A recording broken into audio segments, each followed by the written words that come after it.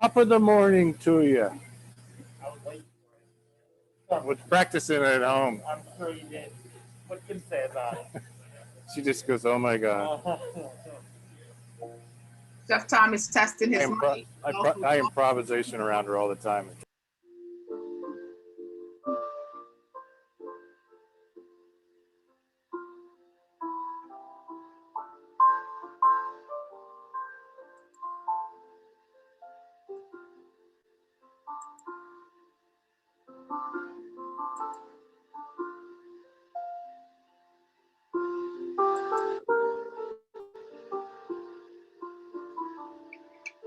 All right, all right.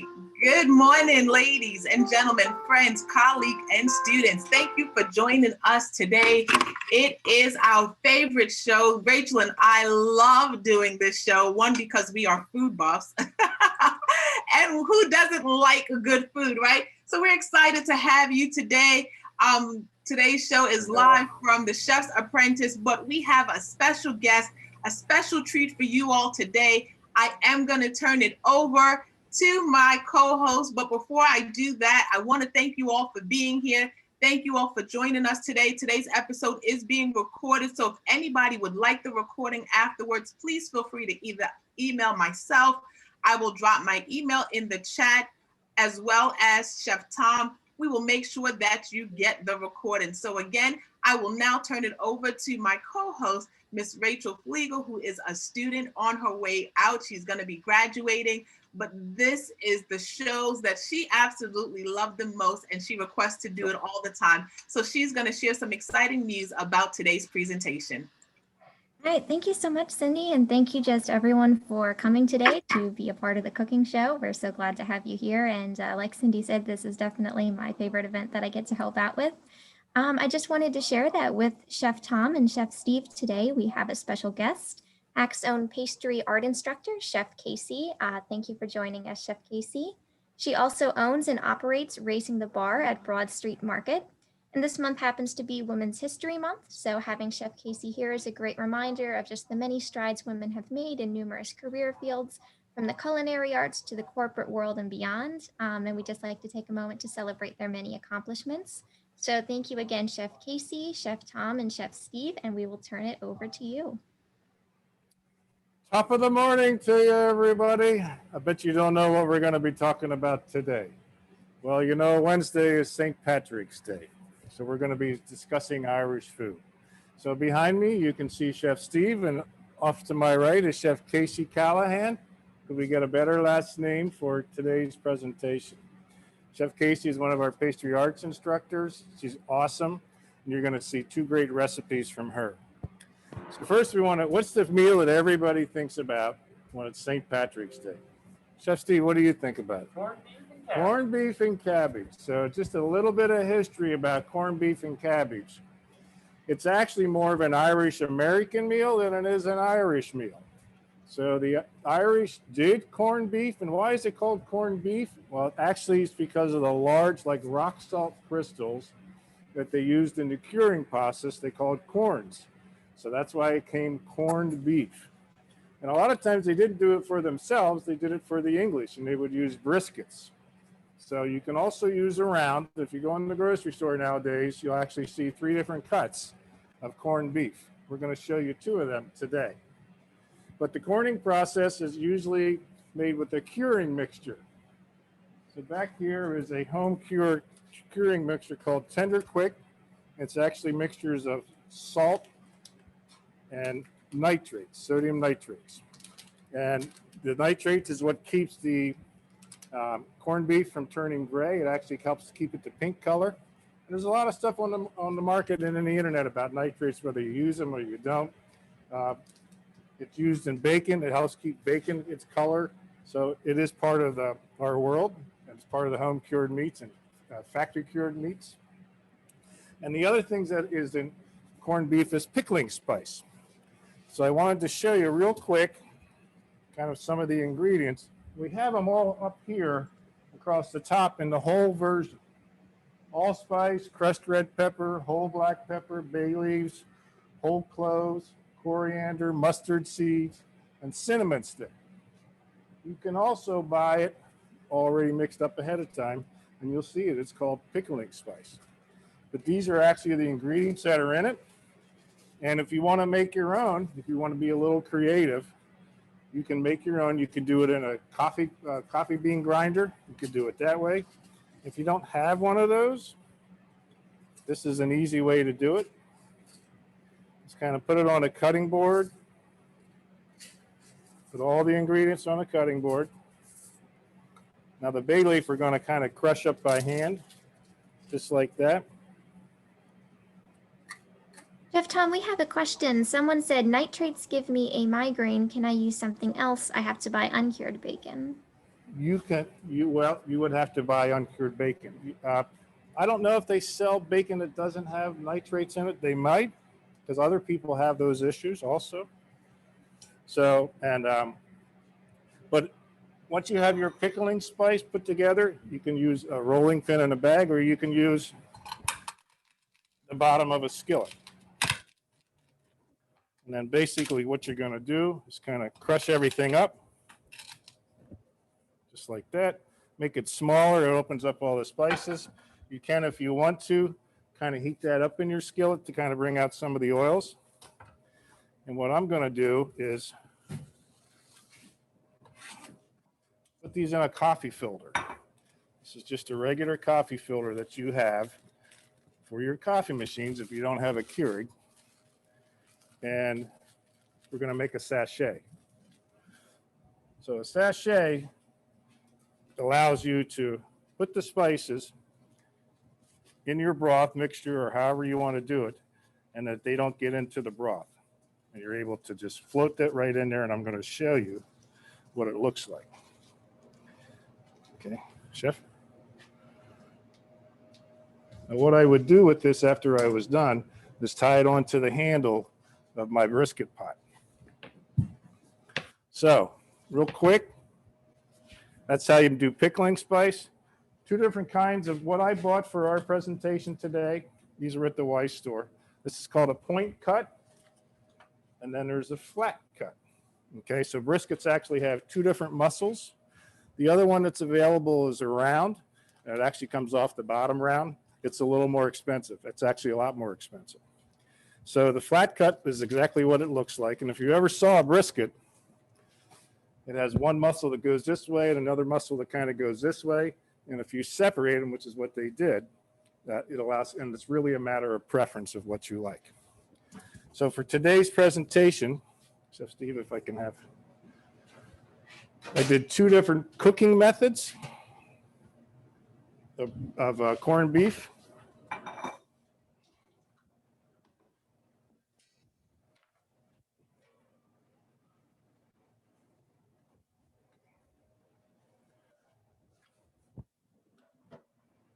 This is the point cut. And what I did is what I did with this is I cooked it in stock. So as you can see, this is my sachet. All right, that's in there. All the flavors in there, but not all the crunchy spices, because I don't want them in there. I actually want to save my stock for another purpose. So we're going to put that back here. Chef Tom, how long do you cook the corned beef? So if you go by the directions on the package, it says 50 minutes, but I'm going to tell you that's not long enough. The best way to tell is because everything varies. Oven temperatures are not the same in everybody's house. Is this. It's called fork tender. So if I put a fork in there and it doesn't pull back, it's ready. Okay. If I would put a fork in there and I'd have to shake that piece of meat off of there, it's not going to be tender. That's the same theory for pot roast, anything like that that you braise. So, okay. So I actually had this on for simmering for probably a couple hours. All right. And it kind of gets the aromatics through your house. This is another version of cooking corned beef. And this is actually the one I'm going to plate up. This is the flat. Okay.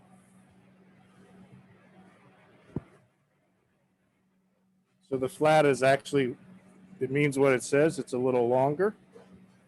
And then what I did with this, because Chef Casey was here and we were collaborating about, because her husband is Irish, we were collaborating about some techniques, and I liked her suggestion. So we did at the very end, for like the last 30 minutes, I uncovered it because everything was ready to go. And I made a mixture of whole grain mustard and brown sugar. And I painted the top of it.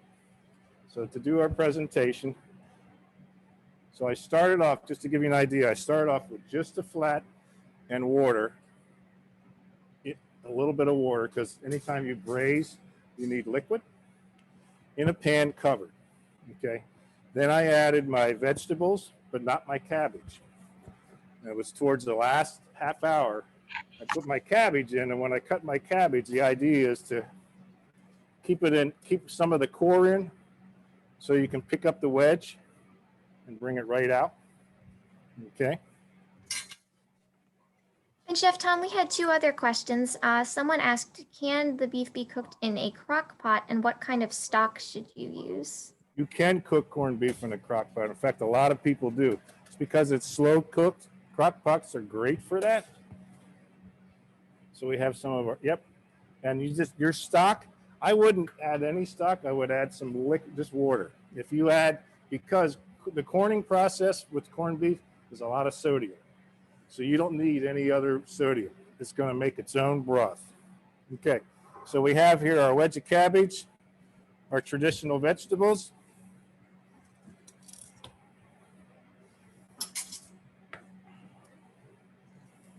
And I'm just going to slice a little bit of corned beef to go right on top of that. Oh, that looks good. Chef Tom, we had another question. Someone wondered if you used stock in the other recipe? No, I did not. Same one. I just put in regular hot water, cold water, and just because it makes its own stock. Awesome. Thank you very much. You're welcome.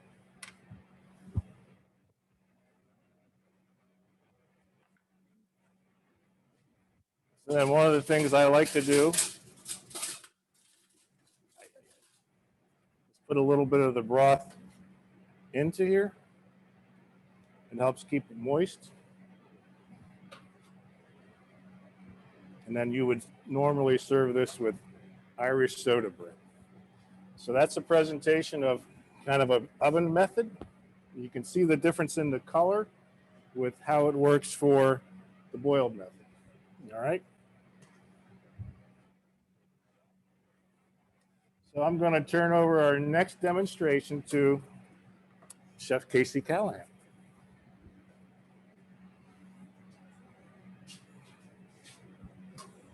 Hi, how's everyone today? My name is Casey Callahan. I am a pastry arts instructor here at HAC. I get the pleasure of working with Chef Steve and Chef Tom every day when classes used to be in session, so I don't see them as often anymore. I own a business called Raising the Bar. I have a partner, Tanisha Goodson, and we work out of the historic Broad Street Market in Midtown Harrisburg. One of our things at the market is we really like to take items that everyone eats traditionally with bakeries, scones, croissants, and even Irish soda bread, and we like to put our own little twist on it. So one of the things we did for the month of March is we do an Irish soda bread, which is normally traditionally caraway seeds and raisins, and we did ours with rosemary and cheddar cheese.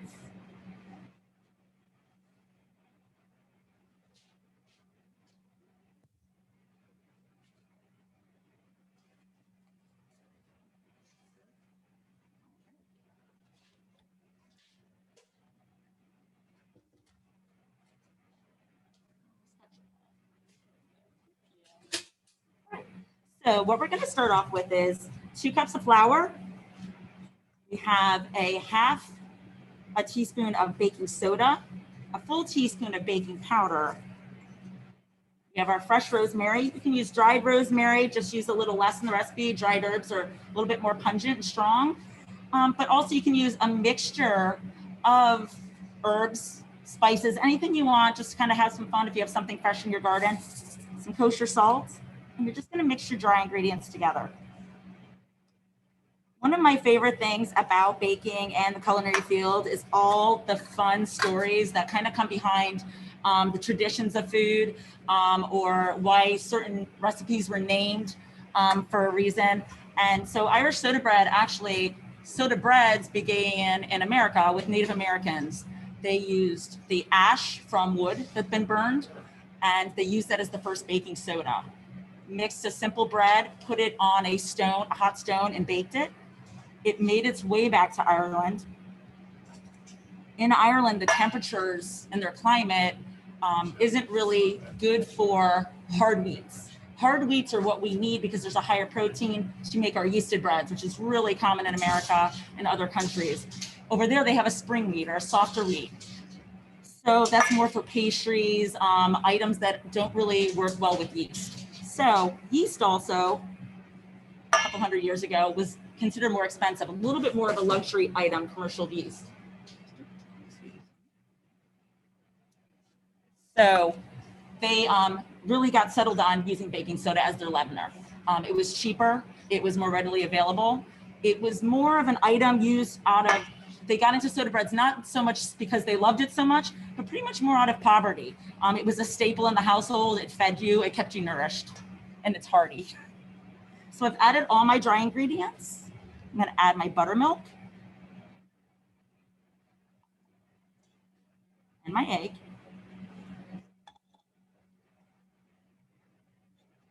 Gently mix. What's great about soda bread is it's something you can do with your kids, or you can do really quickly. By the time your oven preheats, your soda bread is ready to go. I'm gonna grab my cheese. So Chef Tom got me some Kerrygold, some Irish cheese. I get the Kerrygold and we use at home Dubliner. They're Dubliner. They're really great cheddar cheeses. They're really nice and yummy. Again, use any kind of cheese you'd like, but yummy cheddar for St. Patrick's Day is really good. Use about 3.5 to 4 ounces. If you want a little bit more cheese, go ahead and use a little bit more cheese.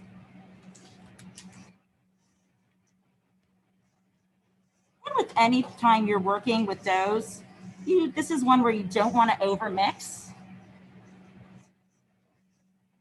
just till you come together.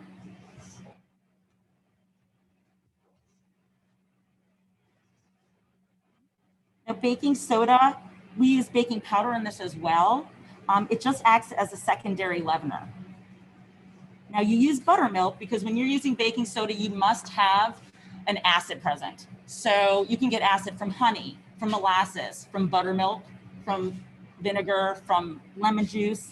So the baking soda reacts with that and it creates some gas bubbles, some air bubbles, which is what you usually get when you're using commercial yeast in a yeasted bread.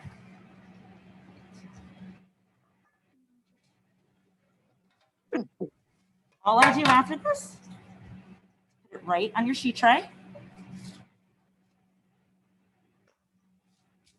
You can press it down. You can shape it a little bit, but for the most part, it just goes right in the oven. You can store it across the top. And when it comes out, we're gonna brush it with butter. You can also use a Dutch oven if you have at home, or like a Le Creuset, a cast iron pan. You can do that as well. That'll help it rise even better in the oven.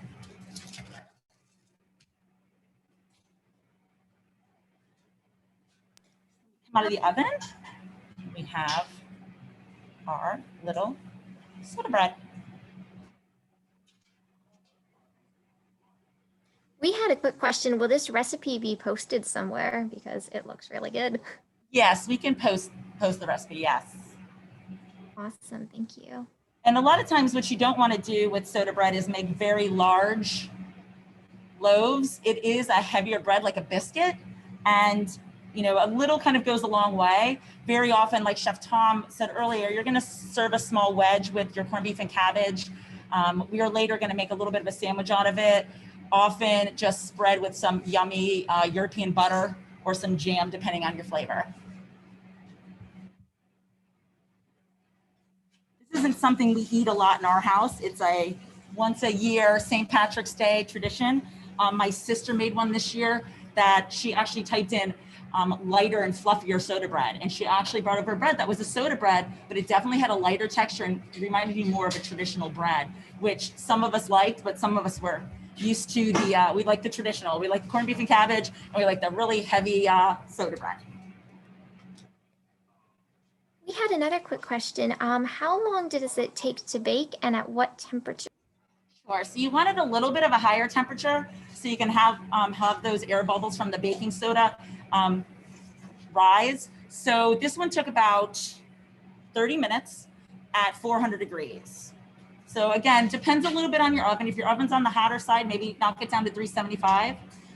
But it's really, you can go by browning. Once you see a really nice brown coloring, you can even press it on the top a little bit. If you press it and it's starting to sink, your bread's not ready. Just the same as if you were making a biscuit. You'll see it rise that little bit and form a really nice crust.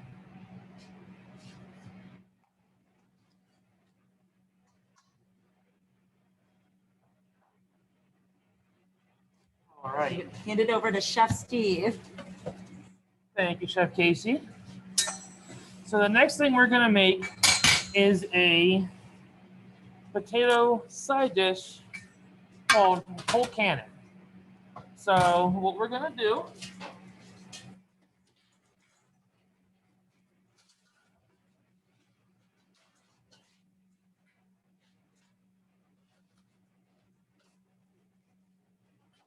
So I boiled about 3 pounds of potatoes this morning. I peeled them, put them in some salt water, and I just got done draining them. They were boiling about half hour, 45 minutes. You could quarter them if you have a little bit more time. I cut them a little smaller. So that's what's in this bowl here. We got just some boiled potatoes. One of the things we're going to do first, one of the things that's in cold cannon is kale. So the first part of my recipe, I got to blend up 8 ounces of kale with some green onion.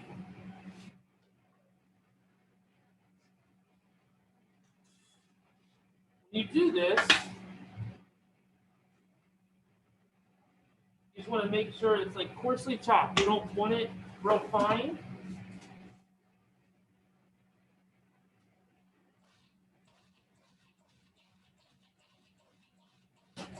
Just pulse it. I'm using a food processor. You can also use a blender if you want. So the food processor is a little bit easier to work with. All right. I'm going to take this mixture and put it back in the bowl. And we're going to save this for a little bit later.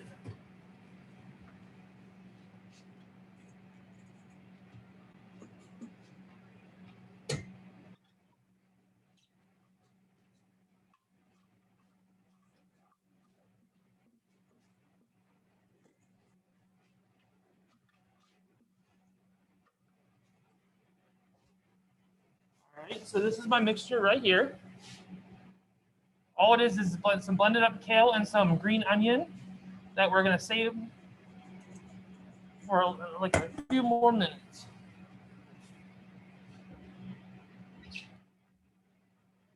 All right, the next thing we're going to do is we're going to mash our potatoes.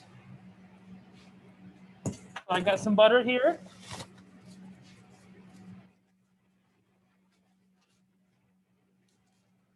And I'm going to hand mash them instead of using a mixing bowl. So all you're going to do is take I have a balloon whisk here, and you're just going to incorporate your butter right in with your potatoes.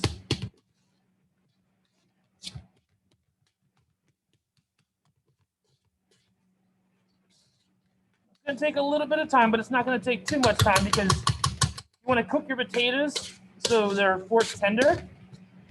Makes them nice and easy to mash.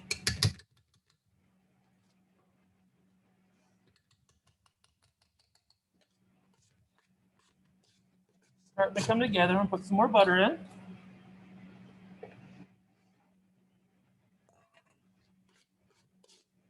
And some people use cream, but you don't need to in this situation because the butter acts as that, as what brings your potatoes together for you.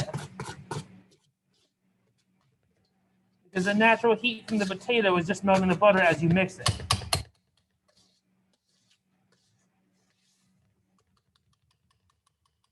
Now, when you make mashed potatoes, in general, you got to make sure you don't over boil your potatoes because they become very starchy.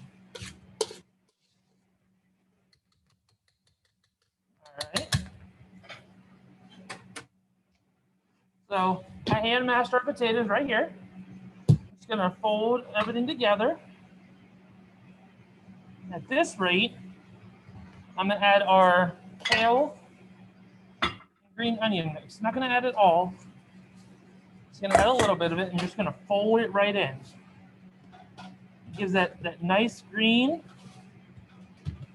festive colors.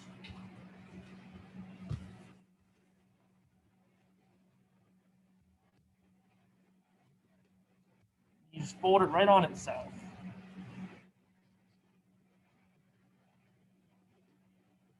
And you're gonna add a little bit more green onions in. A 1/4 cup of finely chopped green onions. Fold that in as well.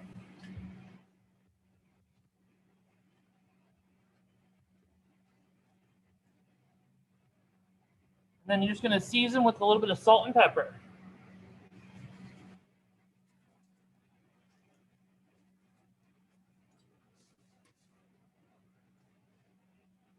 I'm using some kosher salt and some coarsely ground black pepper. You can use white pepper as well, whichever you prefer.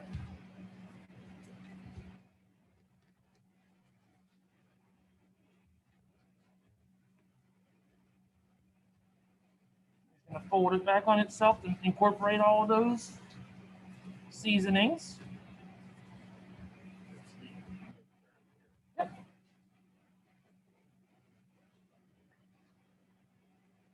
All right. And I'm all done with this dish temporarily, so I'm gonna pass it back off to Chef Casey.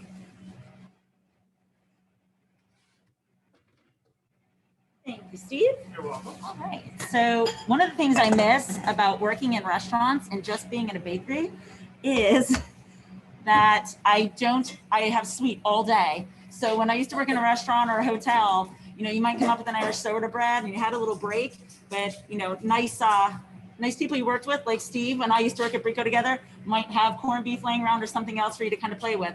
I don't have that. So this is actually really exciting. So Chef Tom has given us some of his corned beef. I'm going to grab the soda bread. I'm just going to slice a little up.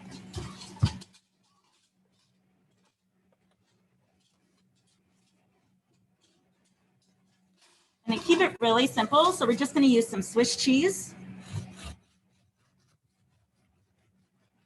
And I made what I like to call a quick sauce. I just take some stone ground mustard and we put, stone ground mustard. And then we just took a little bit of heavy cream and mixed it together.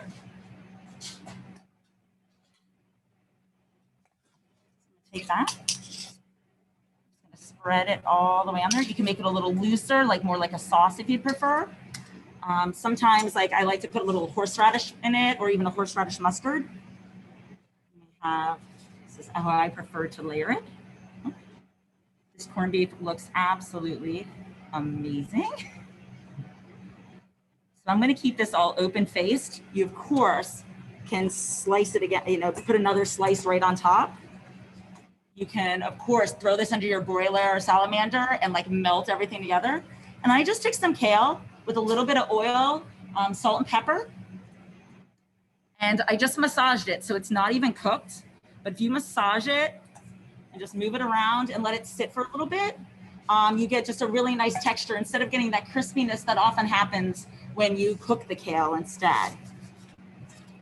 And if we pair it with some amazing cold cannon, which is my favorite way to have mashed potatoes,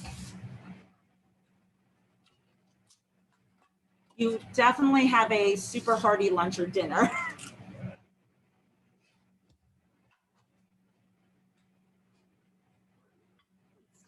You're welcome.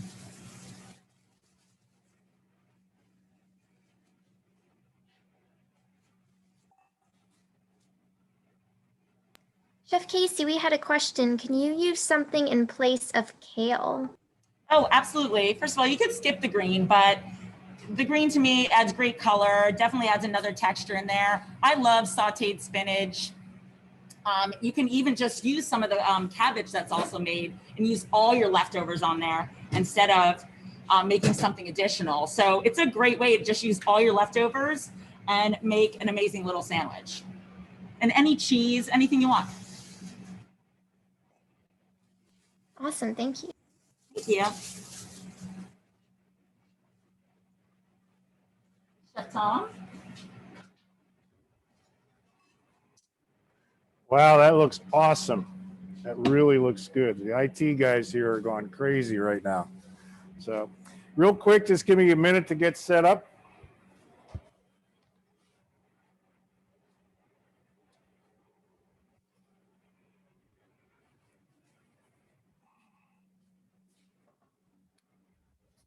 So one of the things that happens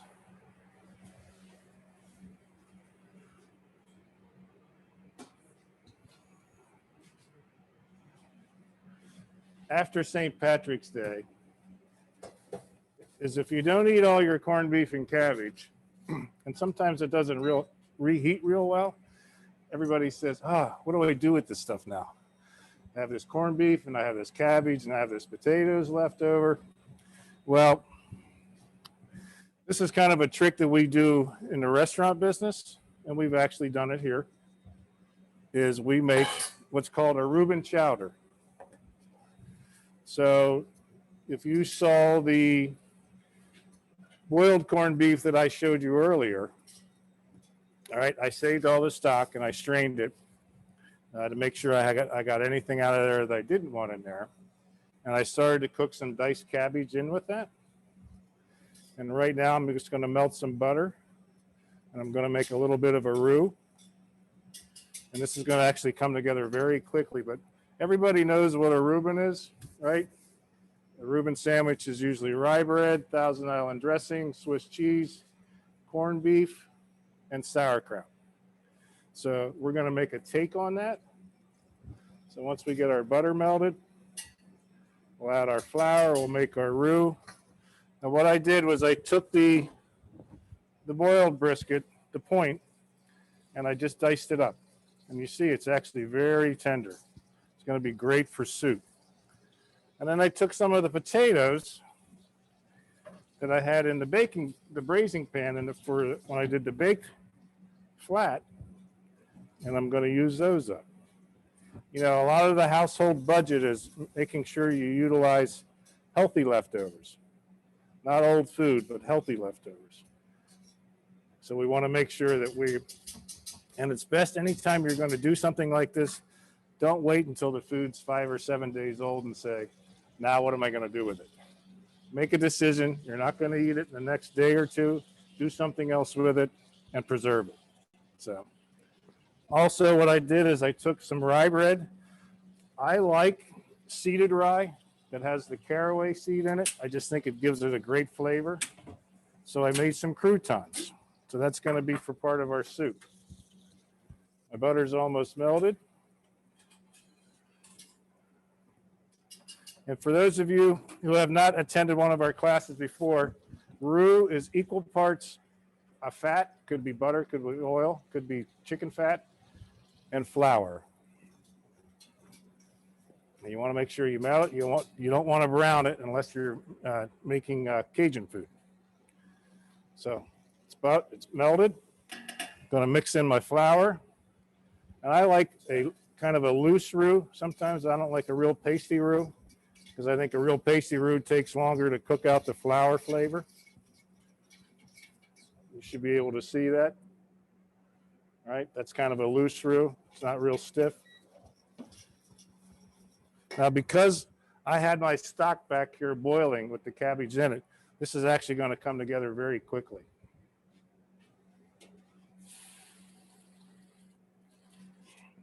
I'm just going to put some of it in to stir it.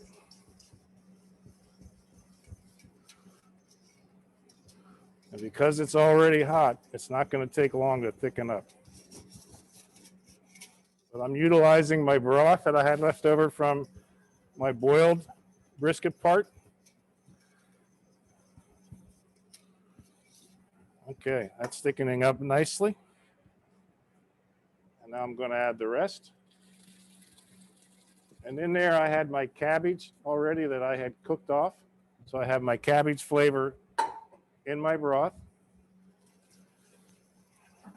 Tom, how long do you boil the cabbage? So because it was cut small, it only boiled for about 10 minutes. And it's going to simmer in here. So it's going to get tender, more tender as it, really what I wanted to do was extract the flavor. I was doing that while Chef Casey and Chef Steve were doing their presentation. So you see it didn't take that long. So as soon as this comes up to a boil, we're going to have the start of our Reuben Chowder. Now I took the potatoes that I had in the braising pan and I just diced them up a little smaller because soup, you don't want big ingredients in. It's got to fit on a soup spoon. A good way to measure soup is if some or all of the ingredients can actually fit on a spoon so you taste all the flavors that are in it. How much cabbage should you use? Like how much cabbage So is for that, I used 1/4 head. So I'm going to say probably 12 ounces, not much more than that. So I'm just going to get that up to a boil and then we're not far away from being ready. So magic ingredient, Swiss cheese. You got to have a Swiss cheese flavor in your soup or it's not Reuben Chowder. And I like to add a little bit of, instead of heavy cream, I like to add a little bit of sour cream. Heavy cream doesn't have a whole lot of flavor. It's mostly butterfat. But sour cream has a little bit of tang to it. And because I don't have sauerkraut, I want a little bit of tang. So we're just going to bring that up to a boil. It's almost ready. And then once we do, this is going to come together really quick.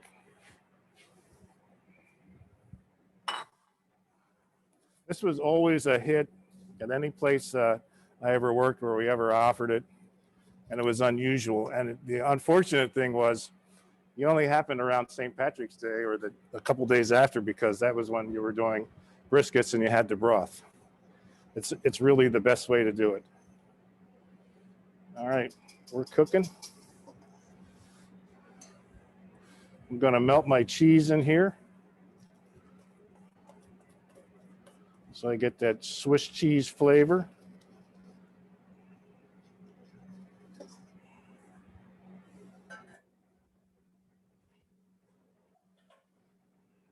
I had to make a little extra because the IT guys are kind of eyeing this up. So everybody loves Reuben. That's my, I don't know. What's your favorite sandwich, guys? Reuben, it's my favorite sandwich. It absolutely is. I mean, it probably should be cheesesteaks because I'm a Philly sports fan, but I just always have loved a good Reuben. All right, and we're going to put a little bit of sour cream in here, and this just kind of gives it just that little bit of tang.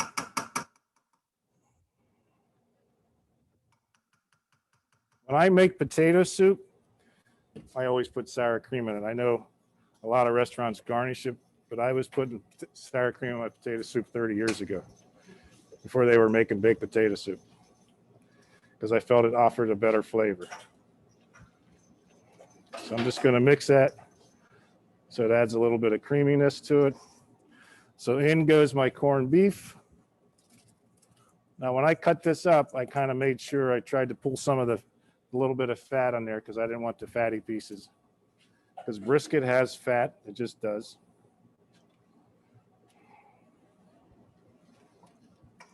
And I'm going to float my potatoes in. So what makes it a chowder is potatoes. So anytime it says chowder on the menu, there should be potatoes in it. All right, we're just going to bring that up to a boil. Well, that looks good. Now, if you wanted to, you could garnish this with a little bit of green onions or chopped parsley just to make it a little more festive. But the key to the flavor also is the croutons, because you want to have the rye bread croutons on there. And that's the thing about croutons. Everybody thinks it's just Italian bread, or it can be any kind of bread, really. Any kind of artisan bread makes a better crouton than store-bought, because it's a little more holy and a little more structure to it, where store-bought is that smooth stuff and it kind of tastes like toast, not so much a crouton. So Chef Tom, I know you said that you made extra for the IT guys, so how about for the audience? How about for what? The audience. Audience. Well, if you can get on campus, I'll give you some. Just come up to the back of Cooper. And All right, sounds there. good. I know. It's hard to email this, I was just reading today about ghost kitchens. Do you know what ghost kitchens are? Okay, so I belong to an ACF Chef's chapter, and we send out a membership survey about things you'd like to learn more about. One of the things that somebody put on there was ghost kitchens. Do you know what a ghost kitchen is? Chris on IT says he knows what it is. So a ghost kitchen is a kitchen that's set up maybe from a restaurant that doesn't have seating in, and it's basically set up to do delivery and takeout. And it was like, I thought, wow, what an idea. Because, the pandemic created a lot of things. And some things may never go back to what they were. So you may see less restaurants out there that have seating, because they figured they could make their food and people paid the price for it, whether they sat in their restaurant or not.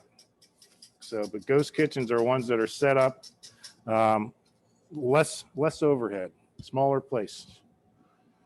So, all right, that looks good. So we're going to dish some of this up. Chef Tom, we have two questions. So the Sure. first one is, what is the total cook time for this from start to finish? For the soup, Yes. probably, I'm going to say 45 minutes. Because Awesome. I had a hot stock. If I didn't have a hot stock, it would be different.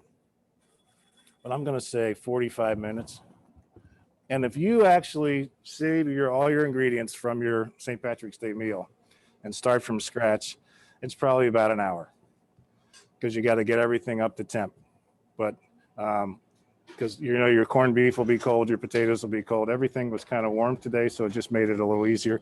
Now, if you wanted to, you could serve some extra Swiss cheese on top, some grated Swiss, just to make the whole 9 experience. I wouldn't do the Thousand Island thing. I don't think you need it at that point, but it's a great soup. It's very different and very works for all the things that we did today. And I think actually Chef Casey's soda bread would make a great crouton for on top of this. I do. So if you wanted to do that, you could put caraway in your soup if you still want the caraway flavor. So. Awesome. And our next question was, what is the difference between a soup and a stew? So mostly a stew is larger cut product.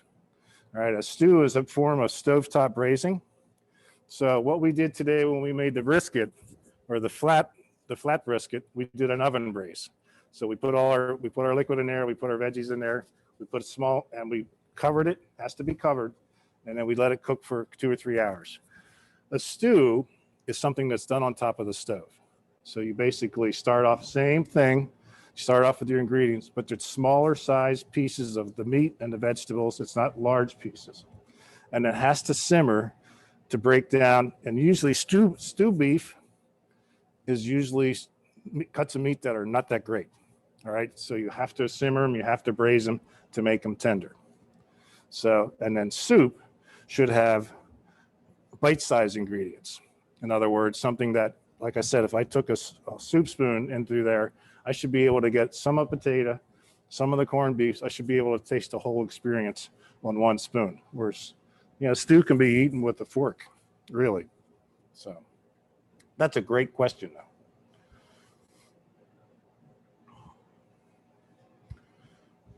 Any other questions? All right, yeah, if anyone has any other questions, just feel free to stick them in the chat. That all looks so good. And we'll have recipes out in a couple days. So if you're interested in the recipes, I don't know if I'll have them to you in time for St. Patrick's Day, but we might.